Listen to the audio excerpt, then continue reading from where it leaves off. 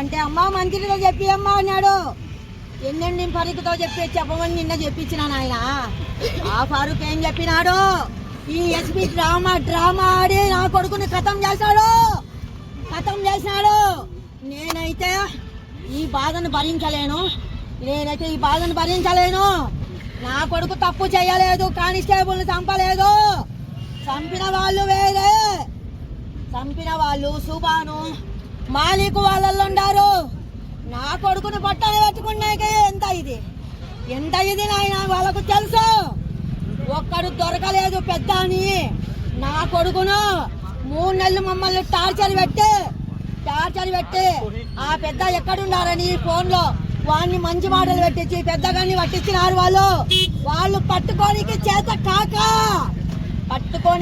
కాక పెద్ద రాజకుమారును పెట్టుకోనికి చేత కాక నా కొడుకుని కొమ్మక్కయ్యి 3 నెలలు మమ్మల్ని ఫ్యామిలీ మొత్తం సఫర్ చేసినారు. చేసే నా కొడుకును సరే నాయన పట్టిస్తాను, ఈ సఫర్ మాకొద్దు అని వాడు ఊర్లో అన్నం నీళ్లు లేకుండా తిరిగి వాడిని పట్టించినాడు నాయన. తాగుతన్న ఇది జరిగినది పోలీసులు. మానవుడు పొద్దున మైతుకూరుకు స్వామి దగ్గరికి వచ్చినాడు. వచ్చి అమ్మ నేను వస్తానని చెప్పి ఇంటికి పోయినాడు. అన్న చెట్టు కింద తాగుతుంటే వీళ్ళు కారు వేసుకొని పోయినారంట. తుఫాను ఏందో 8 మంది పోయినారంట.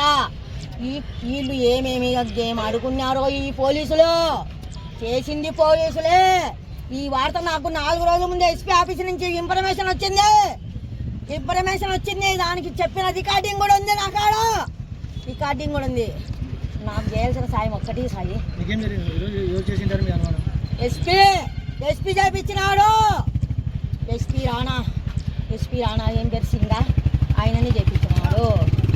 ఎస్పీ రాణా సింగే చేపించినాడు. మా కొడుకు ఏ శత్రువులు లేరు. ఈ లుంగొక మాట కూడా చెప్పినారు. ఇంతకుముందు నా కొడుకు బయటకు వచ్చినప్పుడు ఏమని టాక్ వచ్చింది? ఈ సంజీవ మనుషులు చేసినట్టు పోలీసు వాళ్ళు చేపిస్తారంట అని చెప్పి ఆ టాక్ వచ్చింది. ఆ టాకు కూడా వచ్చింది నాయన. మేము ఎవరు సొమ్ము తినడం లేదు నాయన. మేమేమి మిద్దల మేడలు కట్టిన నా కొడుకులు ముంచిన నా కొడుకులు బతుకమని ఆయన. ఈ డిపార్ట్మెంట్కు పట్టుకోనికి చేత కాక 3 నెలలు మా చుట్టూ తిరిగినారు. మేము పట్టించినాం నాయన. వాడిని ఇంతవరకు పట్టించాం. మళ్ళా జాతీయ పట్టుకాల్సింది.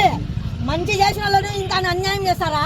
కానీ వాళ్ళు ఆ దేవుడు అనేవాడు ఉంటే ఏరో ఒకరోజు ఆ దేవుడిని వాళ్ళకు చూడకపోరు.